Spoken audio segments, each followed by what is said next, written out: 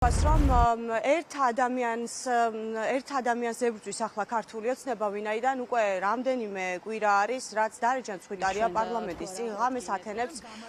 ღია ცის ქვეშ რკინაზე ძინავს და იმისთვის რომ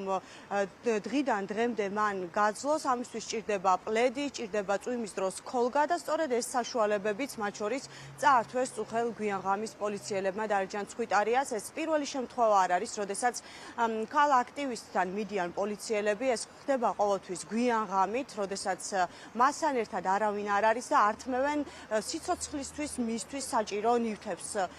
ქოლგაც კი წაიღეს და სხვა გასათბობის საშუალებებიც კი წაიღეს ამჯერად პოლიციელებმა დარეჯან ცხვიტარიასგან და ერთადერთი რაც არ წაუღიათ არის როგორც დარეჯან ცხვიტარია ჩვენ გვიყვება წყალი და საჭმელი. სხვა აბსოლუტურად ყველაფერი წაართვეს იმისთვის, რათა მან ვეღარ მოახერხოს პროტესტის გაგრძელება პარლამენტის წინ. გარდა იმ ფიზიკური აი ამ თავდასხმებისა, რომელსაც არაერთხელ ვხედავთ ჩვენ დარეჯან ცხვიტარიას მისამართით, როგორც ჩანს სხვა მხრივაც ებრძვის უკვე ქართული ოცნება ამ ადამიანს და ტროლები და ბოტები ჩაერთნენ უკვე საქმეში და სოციალურ ქსელებში აშავებენ და მიდის გაშავების სერიოზული კამპანია ერთი ადამიანის პროტესტის წინააღმდეგ. გარდა ამისა, დარეჯან ცხვიტარიამ დღეს ხაზგასმით აღნიშნა, რომ უკვე მერამდენედ ის ითხოვს სახალხო დამცველთან შეხვედრას და ითხოვს, რომ სახალხო დამცველი მისი საქმით დაინტერესდეს, ლევან იოსელიანი მოვიდეს და პირადად მოინახულოს ადამიანი, რომლის წინააღმდეგაც სისტემა მუშაობს.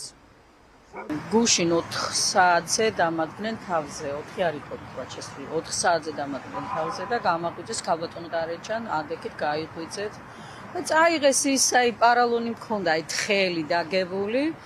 და პლედები წაიღეს, ქოლგა წაიღეს. ანუ ხერხულ მდგომარეობას უქმნიან აი ამ ძალოვან სტრუქტურებს ეს ხელისუფლება, იმიტომ რომ აძლევენ ამ იმას დავალებას და შეუსრულებლობის გამო სამსახური უნდა დატოვონ და მე მესმის მაგათი. ძინა ხალხს შეპირდა რომ ერთ 100 ქარხანასო აგიშენებთო, ყველას დაგასაქმებთო და რას ეჭით ხალხ, ნუ 100 ქარხანა შექმნა მართლა ამ ადამიანმა ტროლების და ბოტების, რომელსაც ფულს უხდის და ყველაფრის მკადრებლები ყველაფერს კადრულობენ. მე მაძლიერებ ჩემი ქვეყნის სიყვარული,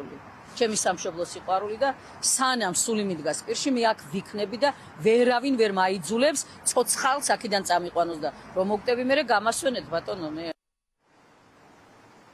ახლა საინტერესო არის, მოახერხებს თუ არა მაგალითად სახალხო დამცველი, რომ მოინახულოს ადამიანი, რომელიც უკვე წლები არის, რაც პარლამენტის წინ არის, ის ხან კარავში ათენებდა ღამეს, ვიდრე მას კარავი ჰქონდა, შემდეგ ეს კარავი წაართვეს ნივთები, რომელიც ამ დრომდე მისთვის არ დაუბრუნებიათ და ყოველდღიურად ახლა პოლიცია არის ისეთ რეჟიმში, რომ მას ართმევენ ელემენტარულ და გადარჩენისთვის მნიშვნელოვან და საჭირო ნივთებს და შემდეგ უკან ამ ნივთებს უკვე აღარ აბრუნებენ და საინტერესო არის სახალხო დამცველი დაინტერესდება თუ არა ამ ადამიანის მდგომარეობით და პირადად მოინახულებს თუ არა დარეჯან ცხვიტარიას. რაც შეეხება ქალ აქტივისტის აცხადებს, რომ როგორი წინააღმდეგობაც არ უნდა გაუწიოს მას ქართული ოცნებამ და როგორი ხერხებითაც არ უნდა ებრძოლონ მას, ის პროტესტს არ შეწყვეტს, ვიდრე მთავარი მისი მოთხოვნები არ იქნება მიღწეული.